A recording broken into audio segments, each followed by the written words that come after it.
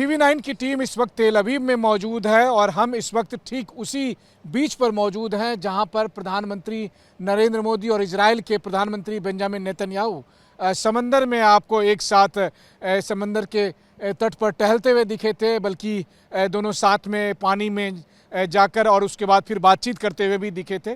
तो इस वक्त एक बार फिर जब प्रधानमंत्री नरेंद्र मोदी इजराइल आ रहे हैं, इजराइल के लोग इस बात को लेकर काफ़ी खुश भी हैं कि भारत के प्रधानमंत्री का इजराइल में दौरा हो रहा है।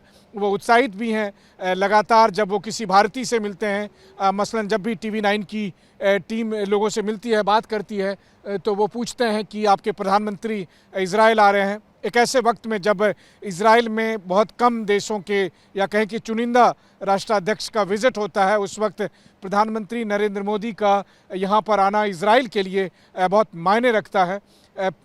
पिछले साल जब 12 दिन का युद्ध हुआ था तो उस वक्त टीवी 9 की टीम जब यहाँ से रिपोर्टिंग कर रही थी तो मुझे याद है कि मिसाइल यहीं पर आकर गिरा था। लेकिन बीते कुछ महीनों में बहुत कुछ बदला है और उसका असर इजराइल में साफ तौर पर देखने को मिल रहा है। मसलन मैं आपको दिखाऊं, सामने में जो ये आप बंद दुकानें देख रहे हैं, मैंने लोगों से बात की तो उनका कहना था कि इजराइल में अब इस तरह की बहुत सारी चीज़ें देखने को मिल रही है, क्योंकि युद्ध के बाद काम धंधे पर, अर्थव्यवस्था पर इसका काफ़ी प्रभाव पड़ा है। मसलन इस वक्त भी अगर मैं आपको दिखाऊं तो जो बीच हैं वो सब उतने अब भीड़ भाड़ वाले नहीं रहते।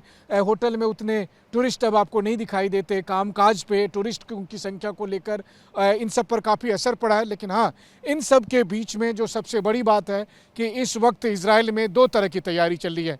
पहली तैयारी प्रधानमंत्री नरेंद्र मोदी के इजराइल दौरे को लेकर, वहीं दूसरी तैयारी ईरान के साथ संभावित युद्ध को लेकर, जिसको लेकर जब आप इजराइल के लोगों से बात करें तो वो ये बात तो कहते हैं कि एक और युद्ध का उनको सामना करना, जिसका उनके पास कोई विकल्प नहीं है और एक मजबूरी ही है।